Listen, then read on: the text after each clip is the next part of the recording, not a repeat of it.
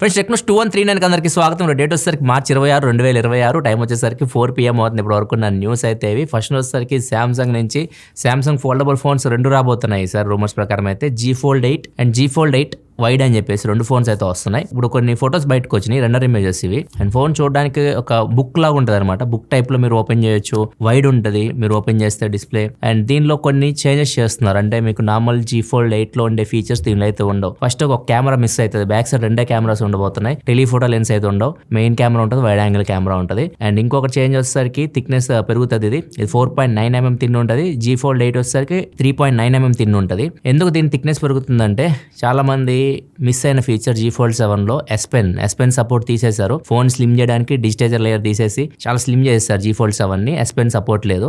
G Fold 8 లో S Pen support ఉండదు, కానీ G Fold 8 వైడ్ ఈ ఫోన్ లో మాత్రం S Pen సపోర్ట్ అయితే ఉండబోతుంది. రెండు సేమ్ ప్రాసెసర్ తో వస్తాయి, 8 Elite Gen 5 ప్రాసెసర్ తోనే వస్తాయి. మోస్ట్లీ జూలై ఎండ్ లో కానీ ఆగస్ట్ లో కానీ ఈ ఫోన్స్ మనం ఇండియాలో ఎక్స్పోర్ట్ చేయొచ్చు. నెక్స్ట్ మనకి Android 17 లో కొత్త ఫీచర్ రాబోతుంది. మీరు చాలా యాప్స్ కి మీరు కాంటాక్ట్ పర్మిషన్ కూడా ఇస్తూ ఉంటారు. ముఖ్యంగా లోన్ యాప్స్ ఇట్లాంటి వాటికి మీరు కాంటాక్ట్ పర్మిషన్ ఇచ్చారనుకోండి, సో వాళ్ళ తర్వాత మిమ్మల్ని అరెస్ట్ చేస్తుంటారు కాంటాక్ట్లో ఉన్న వాళ్ళకి మెసేజ్ ఇట్లాంటివన్నీ పంపించేసేసి. సో ఇట్లాంటి వాటిని చెక్ పెట్టడానికి Android 17 లో గూగుల్ ఒకటి కొత్త ఆప్షన్ తీసుకొని వస్తుంది. మీరు ఏదైనా యాప్కి మీరు పర్మిషన్ ఇచ్చేటప్పుడు గ్యాలరీ పర్మిషన్ ఇవ్వాలంటే మీకు లిమిటెడ్ యాక్సెస్ అని ఒకటి ఉంటుంది, మీరు సెలెక్ట్ చేసుకునే మాత్రమే యాక్సెస్ ఇవ్వచ్చు. అట్లనే ఇప్పుడు కాంటాక్ట్స్ కూడా తీసుకొని వస్తున్నారు. కాంటాక్ట్స్ కూడా మీరు కొన్ని మాత్రమే సెలెక్ట్ చేసి లిమిటెడ్ యాక్సెస్ అయితే ఇవ్వచ్చు, అన్ని ఎలో ఆలని కొట్టాల్సిన అవసరం అయితే లేదు. సో ఇది Android 17 లో రాబోతుంది. నెక్స్ట్ న్యూస్ దగ్గర వెళ్లే ముందు డీల్ ఆఫ్ ది డే చూసుకుంటే Xiaomi Pad 8 34,000 రూపాయలు ఉంటుంది నార్మల్ ప్రైస్ అయితే. దీని మీద 4,500 రూపీస్ SBI కార్డ్స్ మీద డిస్కౌంట్ వస్తుంది. 29,500 రూపీస్ కి Xiaomi Pad 8 అయితే వస్తుంది. ఆ ప్రైస్ కి మీకు 8S Gen 4 ప్రాసెసర్ తో వస్తుంది. ఈవెన్ ఫోన్స్ లో కూడా రావట్లేదు 8S Gen 4 ప్రాసెసర్ ఆ ప్రైస్ కి. ట్యాబ్ లో వస్తుంది. 3.2K డిస్ప్లే ఉంటుంది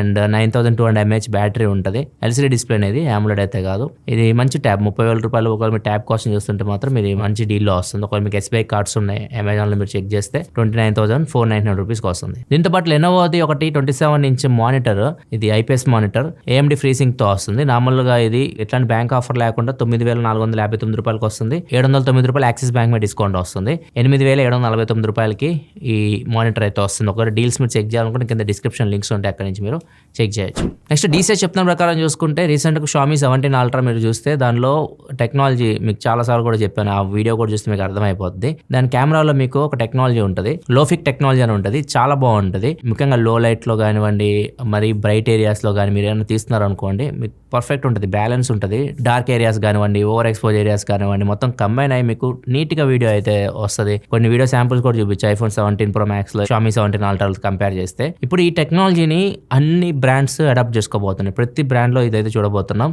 ఐఫోన్ లో రాబోతున్నట్టు రిపోర్ట్ వస్తుంది అండ్ Samsung S27 Ultra లో ఈ టెక్నాలజీ అయితే యూస్ చేయబోతున్నారు. And even next generation Xiaomi 18 ఉంటుంది కదా, బేస్ మోడల్ ఉంటుంది కదా, అల్ట్రా మోడల్ కాకుండా బేస్ మోడల్ Xiaomi 18 లో కూడా ఈ లోఫిక్ టెక్నాలజీ అయితే మనం చూడబోతున్నాము. మ్యాక్సిమం అన్ని బ్రాండ్స్ అయితే దీన్ని అయితే అడాప్ట్ చేసుకోవచ్చు. నెక్స్ట్ వివో అండ్ రియల్మీ రెండు బ్రాండ్స్ ఏప్రిల్ 2వ తారీఖు ఫోన్ తీసుకురాబోతున్నట్లు ఈ రోజు అనౌన్స్మెంట్ అయితే చేసినాయి. వివో వచ్చేసరికి వివో V70 FE తీసుకొని రాబోతుంది అండ్ రియల్మీ వచ్చేసరికి రియల్మీ 16 తీసుకురాబోతుంది. రియల్మీ 16 లో బ్యాక్ సైడ్ ఒక మిర్రర్ ఉంటుంది, దాంట్లో మనం back camera front camera use చేసి ఫోటో అయితే తీయవచ్చు. వీళ్ళు లాంచ్ డేట్ అయితే అనౌన్స్ చేశారు అండ్ ఒక వీడియో కూడా చేస్తున్నాను నేను, సాటర్డే వస్తుంది. అప్కమింగ్ మొబైల్స్ డీటెయిల్ గా వీటి గురించి అక్కడ మాట్లాడాను.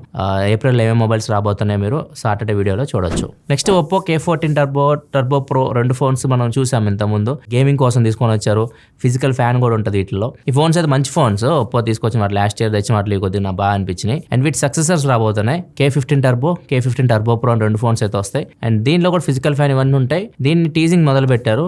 ఇవి చైనాలో అయితే డిఫరెంట్ పేరుతో అయితే వస్తాయి, K15 Pro, K15 Pro Plus అని చెప్పేసి. ఇండియాలో టర్బో సిరీస్ లో అయితే వస్తాయి. సో ఈ ఫోన్స్ ని వీళ్ళు ఫోన్ ని గ్లాస్ పగలగొట్టినట్లు ఫోన్ యూజ్ చేసి అండ్ దాని మీద ఒప్పో K15 అని చెప్పేసి రాసి వెళ్ళిపోతున్నారు అక్కడ నుంచి. నాకు తెలిసి ఫోన్ తో పగలగొట్టినట్టు కనిపించట్ల గ్లాస్ అయితే, జస్ట్ ఇది కమర్షియల్ కాబట్టి మీకు అట్లా కనిపిస్తుంది. ఒక టీజర్ రిలీజ్ చేశారు, ఈ సిరీస్ రాబోతుంది K15 సిరీస్. ఇవే టర్బో సిరీస్ గా మనకి జూన్ జూలై ఆ టైంలో ఇది వచ్చేస్తాయి. నెక్స్ట్ మనకి చైనాకి చెందిన ఒక అబ్బాయి ఒక గ్యాజెట్ తయారు చేసాడు అనమాట. నార్మల్గా మనకి ఉండే హ్యాబిట్ ఏంటంటే నైట్ టైం పడుకున్నప్పుడు ఫోన్ చూస్తూ ఉంటాము, టైం కూడా తెలియదు, ఎంతసేపు చూస్తున్నామో మనకు తెలియదు. ఒక్కొక్కసారి తెల్లారిపోయిద్ది అన్నట్లుగా కూడా జస్ట్ ఆయన వీడియోలో చూపించాడు. చాలా మందికి అయితే ఇలానే జరుగుతూ ఉండొచ్చు అనమాట. ఎంత టైం అయితే మనకే తెలియదు. సో దేనికి ఇతను చెక్ పెట్టడానికి నా హెల్త్ పాడైపోతుంది అని చెప్పేసి తను ఒక గ్యాడ్జెట్ తయారు చేసుకున్నాడు అనమాట. ఫోన్ కూడా ఒక బెడ్ అనమాట. మనం బెడ్ మీద పడుకున్నప్పుడు ఫోన్ కూడా ఒక బెడ్ అరేంజ్ చేస్తాడు. ఫోన్ తీసుకెళ్లి ఆ బెడ్ లో పెట్టేస్తాడు. ఆ బెడ్ కి రోలర్స్ ఉంటాయి, చిన్న బెడ్షీట్ లాగా వచ్చేస్తుంది అనమాట.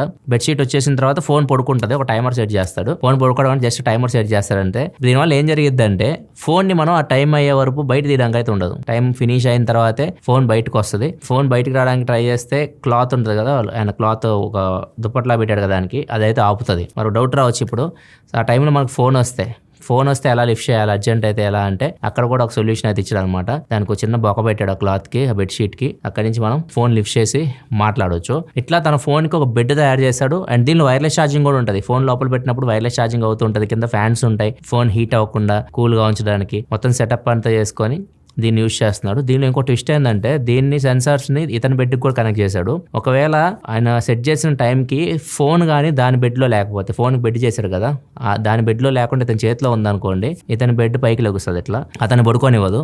ఇట్లా అన్ని రకాలుగా ఫోన్ ని పక్కకు పెట్టాలి నేను పడుకునేటప్పుడు అని చెప్పేసి తనే తయారు చేసుకున్నాడు. చూడడానికి చాలా ఇంట్రెస్టింగ్ ఉంటుంది. నెక్స్ట్ న్యూస్లోకి వెళ్ళే ముందు కామెంట్ ఆఫ్ ద డే చూసుకుంటే జగదీష్ అడుగుతున్నారు, బ్లింకిట్ డెలివరీ బాయ్గా పనిచేస్తున్నారు, మంచి బ్యాటరీ లైఫ్ ఉన్న ఫోన్ కావాలన్నట్లు అడుగుతున్నారు కామెంట్ అయితే.